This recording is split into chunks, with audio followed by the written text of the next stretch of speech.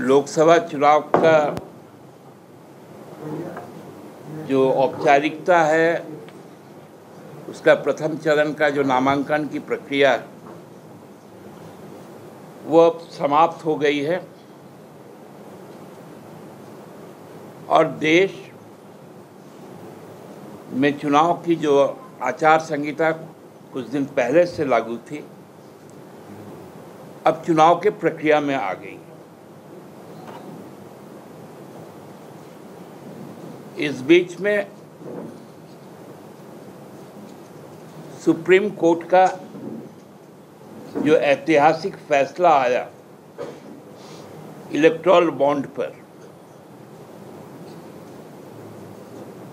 और विपक्ष पर जो ईडी के छापे पड़े कार्रवाई हुई, नेताओं को जेल के अंदर किया गया, चुनाव में हार का डर इस प्रकार का है कि अब तो विपक्ष के प्रत्याशी के नाम की घोषणा होती है तो तुरंत ईडी उसके दरवाजे पर पहुंच जाता है। यह हम लोगों को कल महाराष्ट्र में देखने को मिला। बहुत सारे साथी पूछेंगे आप लोग कब प्रत्याशी की घोषणा करेंगे, तो इसलिए मैं आगाम कह दे रहा हूं कि जहां हम लोग अपना प्रत्याशी का नाम का घोषणा करें फिर ईडी ना पहुंच जाए, क्योंकि अब तो बहुत सारे लोग चुनाव इसलिए नहीं लड़ना चाहते कि वो ईडी के रडार में नहीं आना चाहते, और कुछ लोग ईडी के रडार से बचने के लिए भी चुनाव लड़ रहे हैं। दोनों बातें। लेकिन जो सबसे बड़ी खबर है वो खबर है कि देश की जो फिनांस मिनिस्टर है उनके पति पराक्कल प्रभाकर, जो देश के 10 सर्वश्रेष्ठ और प्रसिद्ध अर्थशास्त्री हैं, उस श्रेणी में आते हैं। अर्थशास्त्र में उनकी पकड़ का लोहा पूरी दुनिया मानती है। हम लोगों को गर्व है कि अमर्त्य सेन का, अभिजीत बैनर्जी का, डॉक्टर मनमोहन सिंह जी का, प्रभाकर जी का ये देश, ये इलेक्टोरल बॉन्ड के समय ही इन लोगों ने जो बातें कही थी कि दुनिया का सबसे बड़ा स्कैम होने जा रहा है, वो बातें अब सही साबित होने लगी। हम लोगों ने देखा था छत्तीसगढ़ के चुनाव में महादेव ऐप के नाम पर चुनाव लड़ा गया। अभी दिल्ली में कथित शराब घोटाले के स्कैम आए, जो अब सामने आ रहा है कि जो स्कैम में जो मुख्य किरदार है, जो सरकारी गवाह भी, वो पहला इलेक्टोरल बॉन्ड खरीदकर टीडीपी को देता है, जो भाजपा के सहयोगी है। दूसरी बार बॉन्ड खरीदकर बीआरएस को देता है, और जब शराब कांड को रचा जाता है और एक लोकतांत्रिक सरकार और पार्टी को समाप्त करने के लिए उसको हथियार के तौर पे लेती है, तब वो 55 करोड़ रुपया भाजपा को देती है। वो भाजपा के खाते में जा रहा है। एक लेमैन होकर तो मैं यही समझ पाता हूं, नहीं तो मोदी जी कैसे बांट देंगे। अब सीधा प्रलोभन दिया जा रहा है और चुनाव आयोग मौन है, क्योंकि लेवल प्लेइंग ग्राउंड है।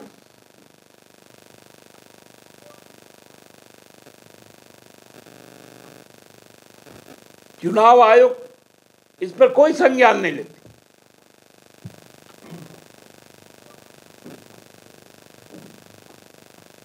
अजीब सा यहां पर एक माहौल बनाकर रख दिया गया।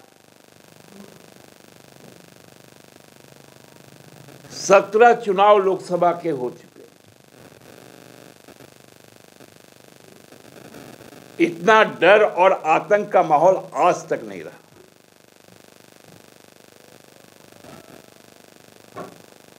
लोगों में उत्साह और उल्लास होना चाहिए था, वह आशंकाओं से भर गया, क्योंकि यह चुनाव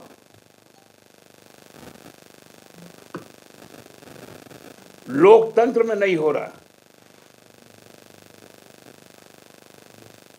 लोकशाही में नहीं हो रहा। यह चुनाव ही फांसीवाद और डिक्टेटरशिप को स्थापित करने के लिए हो रहा है।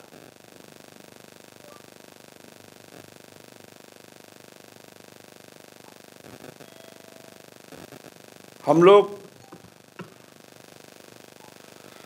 जानते हैं झारखंड को, जानते हैं यहाँ के इस देश के मेहनत कश आवाम को।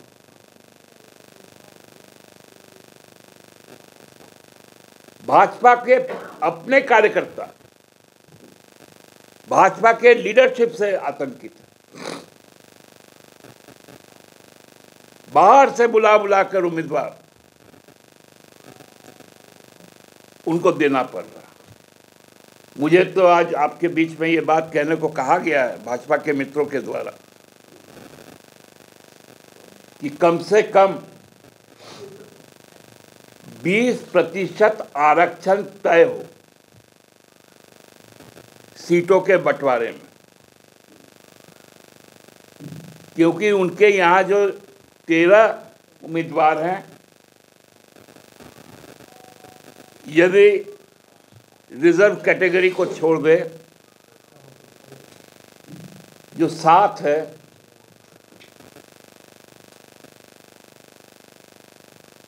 वो सभी बाहर से आए हुए।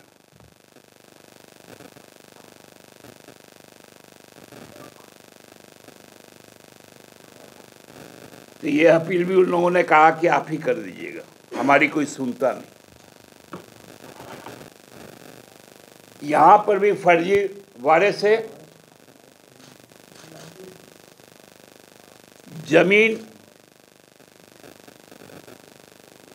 को किसी और का जो जमीन है उसको छुपाकर मनगढ़ंत कहानी बनाकर उसमें हमारे मुख्यमंत्री तत्कालीन को भी गिरफ्तार किया गया, वो हमारे पार्टी के लीडर भी। हम लोग इस बात को इसलिए बार बार उठाता हूं कि जहां मनी का ट्रेलिंग नहीं हुआ, जहां लॉन्ड्रिंग नहीं हुआ, वहां पीएमएलए आता कहां से?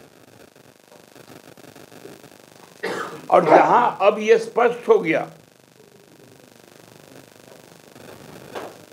कि जो शरद चंद्र रेड्डी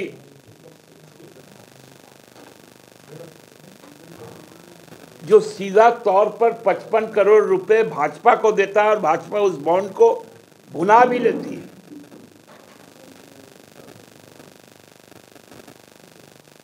तो वहां पीएमएलए नहीं होता।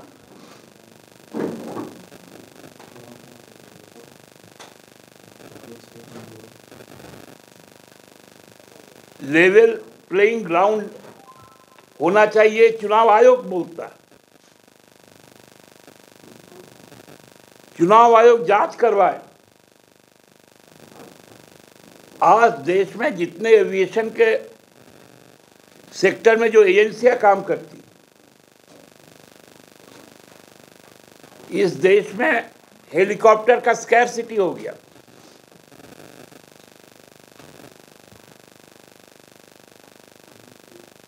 55% एयरक्राफ्ट या फ्लाइंग मशीनें वो भाजपा के द्वारा आरक्षित कर ली गई।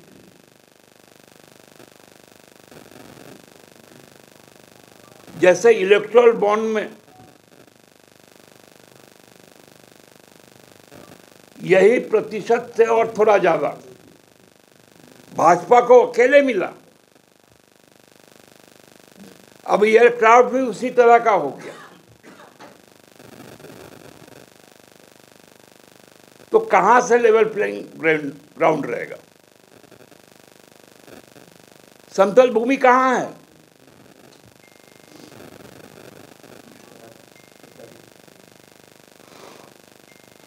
कल मोदी जी ने एक बड़ा अजीब सा एक बयान उनका चल रहा था कि वो शायद दिल्ली से बंगाल की कोई कृष्णनगर से भाजपा की प्रत्याशी कोई है, श्रीमती राय, उनको फोन करके कहा कि बंगाल से जो 3000 करोड़ रुपए ईडी ने जब्त किए वो बंगाल के लोगों के बीच में बांट देंगे। मोदी जी, जो स्विस बैंक में जमा रुपए आना था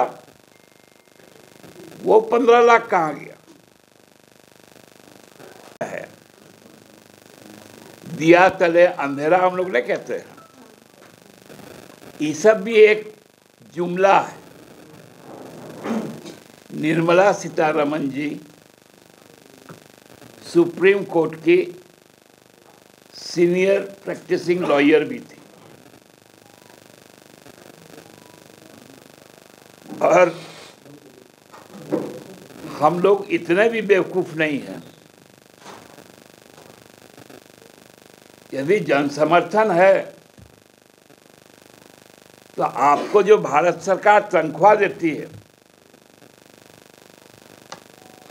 उसमें से 15-20 हजार जो नॉमिनेशन में खर्च आता है केवल उतना ही तो लगाना था। बाकी तो 400 पार आपके कार्यकर्ता हैं। चुनाव तो वही जिता देते हैं।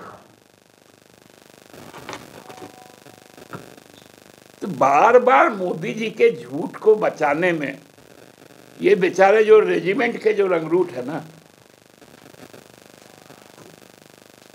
इनकी हालत पतली हो गई।